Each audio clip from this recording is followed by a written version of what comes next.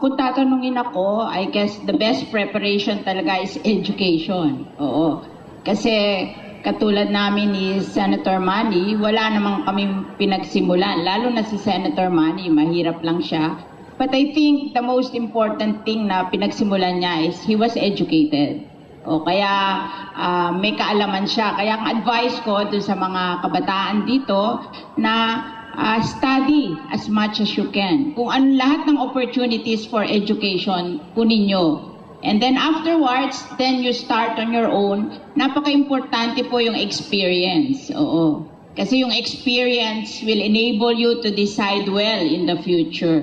Yung mga nadanasan nyo nung bata kayo and in the process of going up, napaka-importante po nun. Kasi yun ang gagamitin yung knowledge or parang yun yung pagka-wise nyo. That will give you the wisdom to decide well in the future, yung mga experiences nyo. Kaya huwag kayong matatakot to try everything, to learn, to experience, kasi yung wisdom na yun ang very important in the future.